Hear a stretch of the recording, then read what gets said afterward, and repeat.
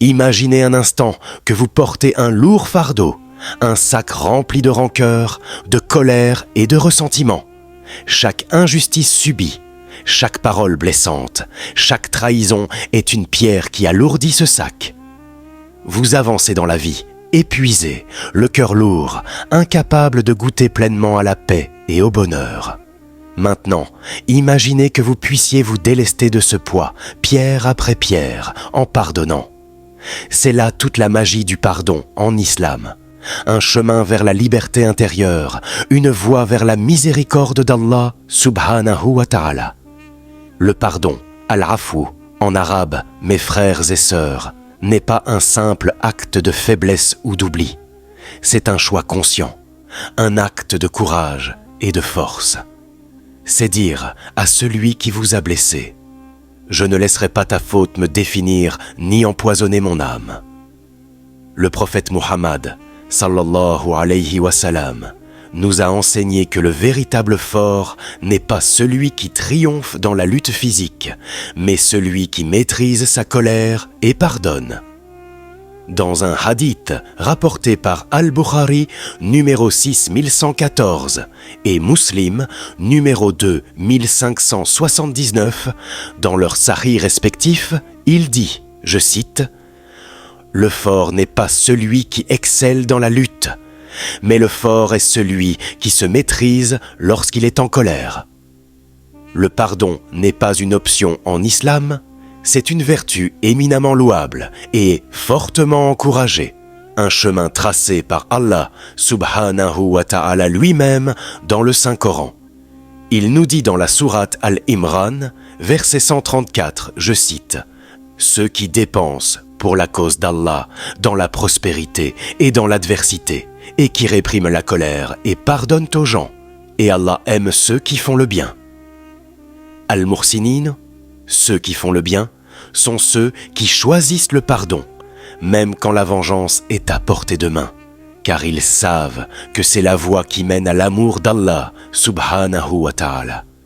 Mais attention, le pardon ne signifie pas l'impunité. L'islam est une religion de justice, al-adl. Si quelqu'un commet une injustice, il doit en répondre. Prenons l'exemple du meurtre ou du vol, la justice doit être rendue. Le pardon ne nie pas la justice, mais il la transcende. Il offre une dimension supplémentaire, celle de la miséricorde, ar-Rahma, qui adoucit les cœurs et rapproche les âmes. Dans la sourate Ash-Shura, verset 40, Allah subhanahu wa ta'ala dit, je cite, « La sanction d'une mauvaise action est une mauvaise action équivalente. Mais quiconque pardonne et se réconcilie, sa récompense incombe à Allah. En vérité, il n'aime pas les injustes. » Voilà l'équilibre parfait entre justice et clémence, al-afu, une balance délicate que nous devons nous efforcer de maintenir. Pensez à la vie du prophète Mohammed, sallallahu alayhi wa sallam. Combien de fois a-t-il été insulté, humilié, persécuté? Rappelez-vous de Taïf, cette ville où il est allé chercher refuge et d'où il est reparti couvert de pierres et de sang. Pourtant, lorsque l'ange Jibril alayhi salam lui a proposé de détruire la ville, le prophète, sallallahu alayhi wa sallam, dans sa miséricorde infinie, a refusé, disant qu'il espérait qu'un jour, de leurs descendants naîtraient des croyants. Rapporté par Al-Bukhari, numéro 3, 1231 et Muslim, numéro 1795. Voilà le summum du pardon, la capacité de voir au-delà de la douleur du présent et d'espérer un avenir meilleur. Et que dire de l'histoire de Youssouf alayhi salam, trahi par ses propres frères, jeté dans un puits, vendu comme esclave. Après des années de souffrance, il se retrouve en position de pouvoir face à ses frères repentants. A-t-il choisi la vengeance? Non. Il leur a pardonné, leur disant, comme le rapporte la sourate Youssouf, verset 92, je cite, « Pas de reproche contre vous aujourd'hui. Qu'Allah vous pardonne, et il est le plus miséricordieux des miséricordieux. » Un pardon total, sans rancune. Un pardon qui guérit et reconstruit. Pratiquer le pardon dans nos vies, c'est suivre les pas de ces nobles exemples. C'est commencer par de petits gestes.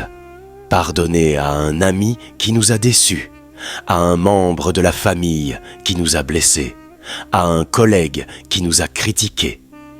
Chaque acte de pardon, aussi petit soit-il, est une graine plantée dans le jardin de notre âme, une graine qui grandira et portera ses fruits, Inch'Allah.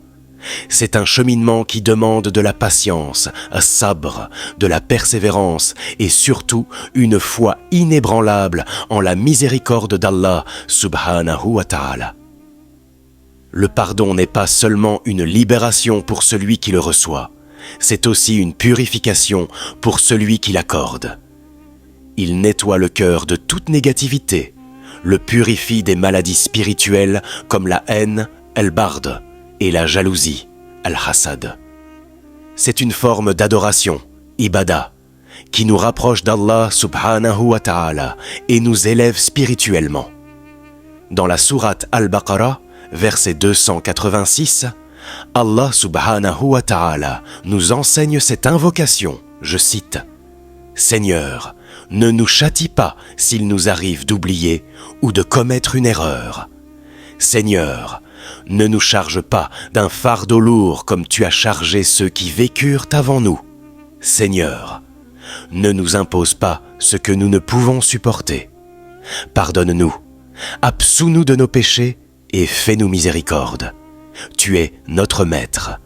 Accorde-nous donc la victoire sur les peuples infidèles. » En pardonnant, nous nous rapprochons de la nature miséricordieuse d'Allah subhanahu wa ta'ala, qui est Al-Ghaffar, le tout-pardonneur, et Al-Rafou, celui qui efface les péchés. Mais comment obtenir ce pardon divin, si précieux pour notre salut? La réponse est simple. En nous repentant sincèrement, at-tawbah, en regrettant nos erreurs, en demandant pardon à Allah subhanahu wa ta'ala et en nous efforçant de ne plus recommencer. Dans la sourate Az-Zumar, verset 53, Allah subhanahu wa ta'ala nous rassure. Dis, ô mes serviteurs qui avez commis des excès à votre propre détriment, ne désespérez pas de la miséricorde d'Allah, car Allah pardonne tous les péchés. Oui, c'est lui le pardonneur, le très miséricordieux. Alors, qu'attendons-nous pour ouvrir nos cœurs au pardon? Pourquoi rester prisonniers de notre amertume quand la liberté est à portée de main? Le pardon, mes frères et sœurs, est la clé qui ouvre les portes de la paix intérieure, de la réconciliation et de l'amour divin. C'est un pilier de notre foi, une lumière qui éclaire notre chemin et nous guide vers le paradis, Inch'Allah. N'oubliez jamais que chaque jour est une nouvelle opportunité pour pardonner et pour demander pardon. Le pardon en islam est une voie vers la guérison de l'âme, une manifestation de la miséricorde divine et un pilier de la vie en communauté. Il est le reflet de la grandeur d'Allah subhanahu wa ta'ala dans nos vies, un chemin vers la paix intérieure et la satisfaction divine. En pardonnant, nous libérons notre cœur du poids du ressentiment et nous ouvrons la porte à l'amour, à la compassion et à la miséricorde. C'est un acte d'adoration qui nous rapproche d'Allah subhanahu wa ta'ala et nous élève spirituellement. C'est un investissement pour notre âme, un pas vers le paradis. N'attendons pas demain pour pardonner. Commençons dès aujourd'hui à embrasser cette vertu, à la vivre pleinement et à récolter ses fruits bénis dans cette vie et dans l'au-delà. Et Dieu sait mieux. Wallahu a'lamu.